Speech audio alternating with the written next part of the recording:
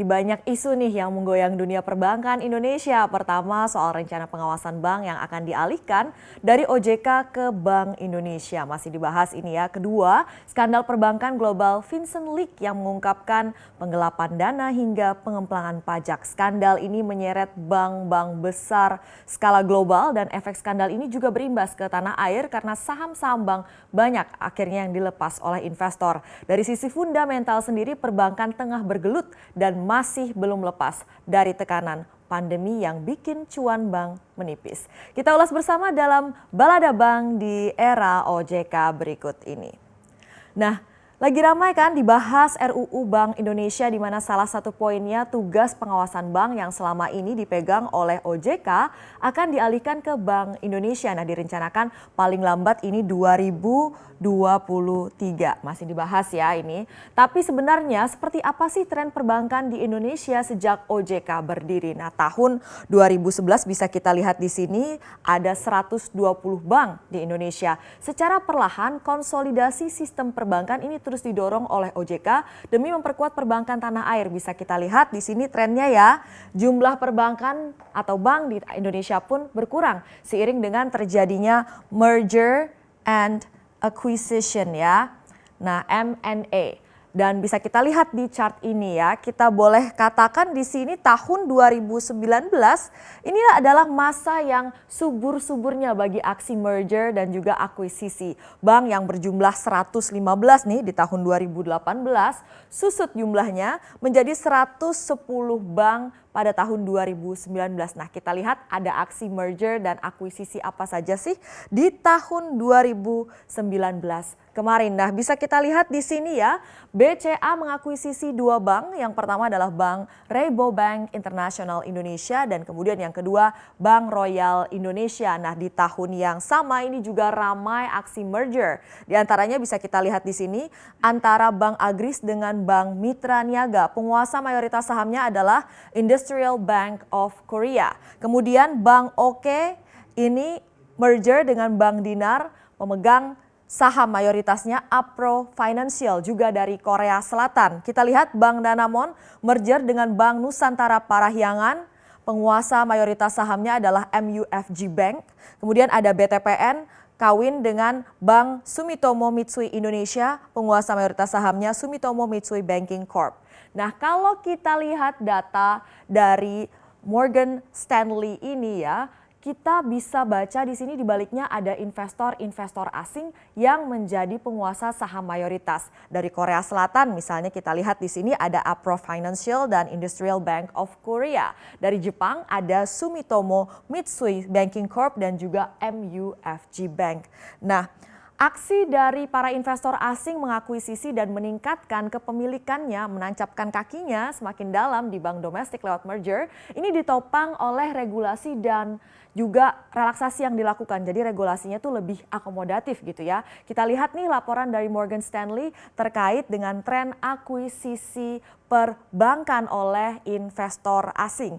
Bisa kita lihat di sini dari tahun 2013 sampai 2018 total ada nilai akuisisi bank 54 triliun rupiah atau ini sekitar 3,6 miliar dolar Amerika Serikat. Kalau kita rata-rata per tahun ini berarti 0,6 miliar dolar Amerika Serikat. Nah, kemudian ini musim panen merger and acquisition ya di tahun 2019 kemarin. Nah, laporan ini dirilis pada Agustus 2020. Jadi ini data nilai akuisisi perbankan domestik oleh investor asing pada tahun 2019 sebesar 101 triliun rupiah atau setara 7 miliar dolar Amerika Serikat. Nah, kalau kita rata-ratakan dengan tahun sebelumnya, ini berarti nilainya 4,7 miliar dolar Amerika Serikat per tahunnya. Nah, meskipun di tahun-tahun mendatang nih Morgan Stanley sebenarnya memproyeksi aksi merger and acquisition akan lebih marak lagi di perbankan domestik, tetapi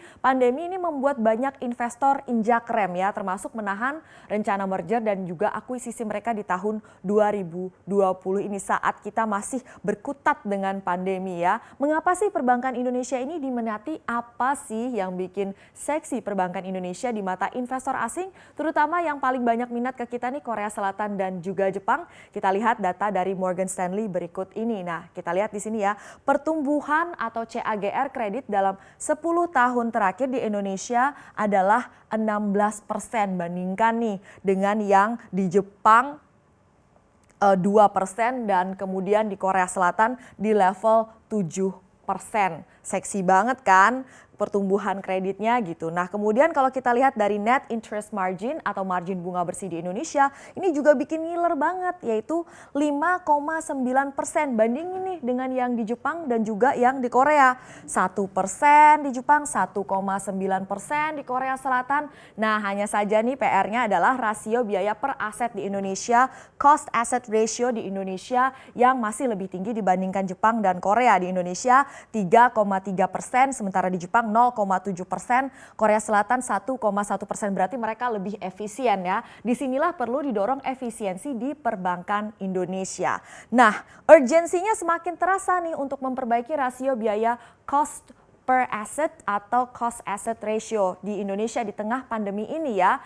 Karena saat ini kita perbankan Indonesia menghadapi tantangan yang berat yang berpotensi menekan kemampuan bank dalam mencetak cuan alias menekan profitabilitasnya. Kita lihat nih statement dari Ketua Dewan Komisioner OJK Wimbo Santoso yang memperkirakan hingga akhir tahun ini Bank Nasional akan mengalami penurunan profit atau laba bersih di kisaran 30 sampai 40% di akhir tahun ini, meskipun tahun depan diharapkan akan lebih membaik ya. Hal ini dikarenakan adanya pembayaran bunga dari debitur ya menurut Wimbo. Menurut Wimbo nih risiko akan besar perbankan tidak akan kuat menahan terlalu lama profit dan loss-nya. Jadi nasabah dalam restrukturisasi masih menunggak bunga dan juga pokok pinjaman.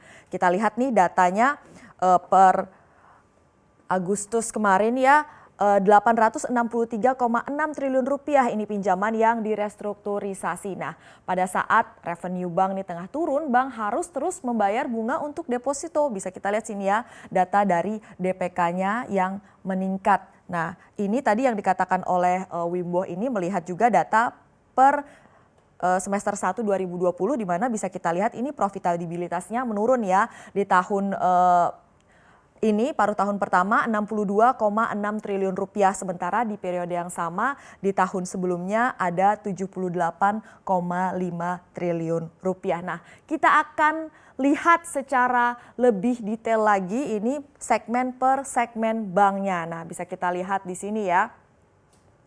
Tadi kalau kita lihat ini segmen-segmennya, kinerja mereka di semester pertama tahun 2020 nih misalnya. Bank Persero ini bisa kita lihat laba bersihnya anjlok 33,3%.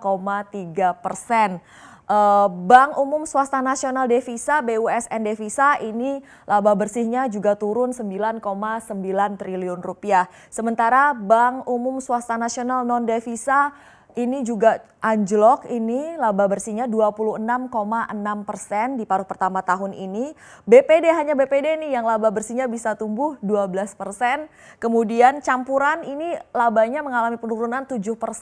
Dan kemudian kantor cabang dari bank yang berkedudukan di luar negeri ini mengalami penurunan kinerja labanya 17,7%. Nah, terbukti ya bahwa ini memang pandemi ini menekan profitabilitas perbankan. Nah, sektor perbankan Indonesia sayangnya di tengah bayang-bayang profitabilitas yang tertekan tadi masih ada sejumlah isu juga yang membuat kita tuh dibayangi atau mengalami ketidakpastian untuk sektor perbankan di tanah air. Selain soal skandal Global Vincent Leak juga terkait dengan pengawasan perbankan. Nah, soal masalah polemik pengawasan perbankan apakah tetap di OJK ataukah akan ke Bank Indonesia. Nah, ada komentar nih dari ekonom senior Indef Fadil Hasan yang mengatakan yang terkait dengan aturan makro dan mikro prudensial. Idealnya makro dan mikro itu pengawasannya dilakukan terintegrasi. Kita tahu kita baru saja memiliki OJK. OJK ini sebenarnya masih muda usianya ya, yang mengawasi dari sisi mikronya, sementara dari sisi makronya itu di Bank Indonesia. Jadi kalau sekarang nih kita lakukan pengintegrasian itu dalam satu lembaga, menurut Fadil Hasan nih, mungkin kita seolah-olah wasting resources selama ini, kayak buang-buang tenaga gitu ya. Karena OJK kan baru, jadi dalam revisi Undang-Undang BI ini seharusnya pengaturan makro tidak ada di Undang-Undang OJK, tetapi ditempatkan di Undang-Undang Bank Bank Indonesia. Kemudian yang terkait dengan pengawasan Bank Sentral sendiri supaya lebih transparan dan akuntabel, nah Fadil Hasan juga berpendapat harus ada upaya untuk memperkuat lembaga pengawasan terhadap Bank Indonesia dan juga kepada entitas lain seperti OJK dan LPS. Itulah poin yang seharusnya menjadi bahan revisi baik dalam rancangan Undang-Undang Bank Indonesia ataupun juga rencana Perpu. Demikian yang bisa kami ulas untuk Anda.